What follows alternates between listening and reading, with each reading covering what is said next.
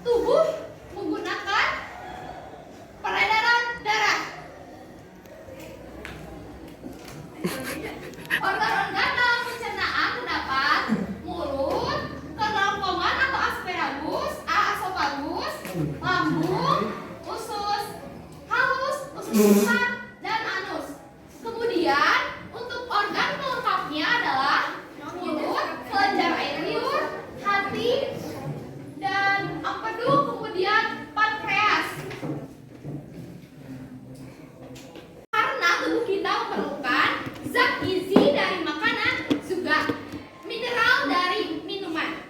Zat gizi berfungsi untuk pembentukan energi tubuh, pertumbuhan, dan juga memperbaiki jaringan. Nah, di sini kita akan mengupas tentang sistem pencernaan pada manusia. Saya akan bahas secara umumnya terlebih dahulu. Secara umum, proses pencernaan terbagi dalam dua jenis. Ada proses pencernaan kimiawi dan juga mekanis. Untuk yang mekanisnya merupakan gerakan-gerakan seperti mengunyah, menelan, memompa, dan menghancurkan makanan-makanan menjadi ukuran yang lebih kecil. Untuk proses kimiawinya, yaitu proses yang dibantu oleh enzim, yaitu berfungsi untuk mengubah partikel makanan kecil menjadi sediaan yang siap diserap oleh tubuh. Nah, sekian ya pembahasan secara umumnya. Kemudian untuk fungsi-fungsi lebih terperincinya akan dijelaskan oleh teman saya. Untuk mulai dari mulut dijelaskan oleh Manda. Silakan Manda. Sistem pencernaan mulut, tempat terjadinya pencernaan mekanis dan kimiawi. Mulut berfungsi untuk mengunyah makanan agar lebih halus dan mudah dicerna. Di dalam mulut ada beberapa contoh: gigi, terus langit-langit lunak, ovula, lidah, dan tonsil. Baik, untuk yang selanjutnya ada kerongkongan yang akan dijelaskan oleh Anggi. Kerongkongan adalah saluran yang menghubungkan mulut dengan lambung. Saluran ini merupakan jalan bagi makanan yang telah dikunyah dari mulut menuju proses pencernaan selanjutnya di dalam lambung. Oke, untuk selanjutnya adalah lambung. Lambung akan dijelaskan oleh Misha. Lambung adalah organ yang berbentuk seperti huruf C yang berukuran sekitar 2 kepalan tangan. Lambung ini terletak di antara esophagus dan usus halus pada perut bagian atas. Ada 3 fungsi utama untuk lambung dalam sistem pencernaan manusia, yaitu untuk menyimpan makanan dan cairan yang tertelan, mencampur makanan dan cairan pencernaan yang diproduksinya, dan serta perlahan-lahan mengosongkan isinya ke dalam usus kecil. Baik, untuk selanjutnya adalah usus halus yang akan dijelaskan oleh Sofina. Usus halus adalah saluran kecil yang berukuran 2-5 cm dengan panjang sekitar 10 meter, dan usus halus terbagi menjadi 3 bagian, yaitu duodenum usus 12 jari, jarum usus kosong, dan ileum usus penyerapan. Usus 12 jari berfungsi sebagai tempat pencernaan makanan kimiawi. Caranya, makanan dari lambung yang masuk ke duodenum akan dinetralkan dulu oleh senyawa karbonat dari pankreas. Dan fungsi lapisan usus halus adalah memaksimalkan pencernaan makanan dan penyerapan zat gizi. Usus besar. Usus besar ialah usus yang berbentuk huruf P terbalik di sekitar usus halus yang berlipat-lipat. Saluran ini dimulai dari kanan bawah dan berakhir di kiri bawah. Usus besar panjangnya 5-6 meter. Sisa isi usus besar yang telah menjadi feses kemudian disalurkan ke arah rektum. Rektum berfungsi sebagai tempat penampungan sebelum feses dikeluarkan dari dalam tubuh.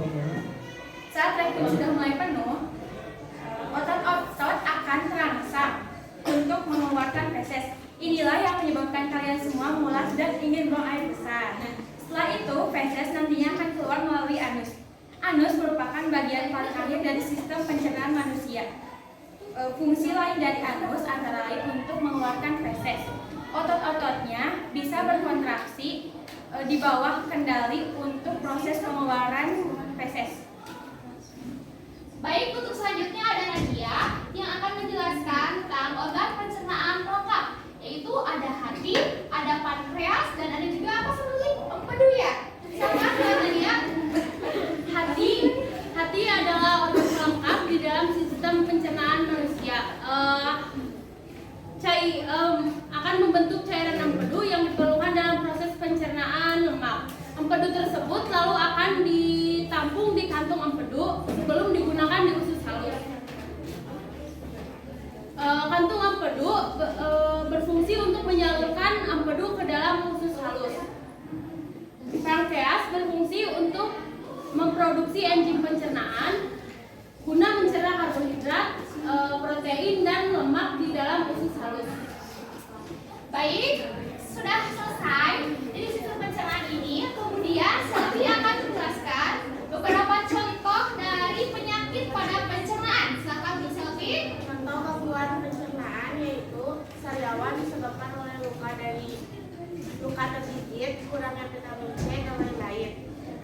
Gastritis, iritasi pada lapisan mukosa lambung, konstipasi atau sembelit, kesulitan dalam membuang air besar. Diare, feses yang mencair atau encer karena adanya iritasi tidak berfungsi dengan baik. Akan terjadi penyakit seperti yang dijelaskan oleh Selvi. Puas tidak?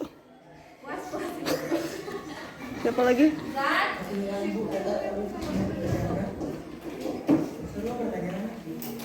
Bisa di mulut ya, di mulutnya nanti bisa jadi sariawan karena kepanasan, gitu semuanya teh.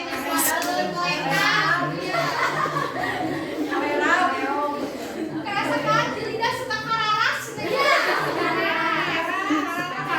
Kararas mah tuh tahu ya. Itu tuh sangat juga tidak baiknya proses pencernaan. Gak boleh terlalu dingin, juga tidak buat terlalu panas. Jadi yang sedang-sedang saja ya. Sharp. Ada lagi yang mau ditanyakan? Apa penyebabnya dari kadang asam lambung naik suka pusing kan kepala, penyebabnya karena apa? Oh, itu penyebabnya bisa dikarenakan stres juga, atau bisa dikarenakan karena makanan yang kamu konsumsi juga bisa itu. Bisa dikatakan kamu telah makan. Siapa sih di sini yang punya penyakit mah? Saya. Wah, penyakit juga.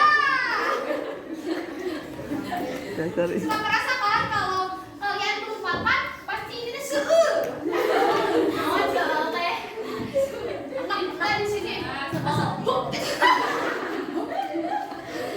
Ini juga kan makanan itu diperlukan, gizi dari makanan diperlukan kan untuk membentuk energi di dalam tubuh kita. Suka kerasa kan sama kalian juga kalau kita belum sarapan pasti suka leles, letih lesu ya. Tapi ada juga yang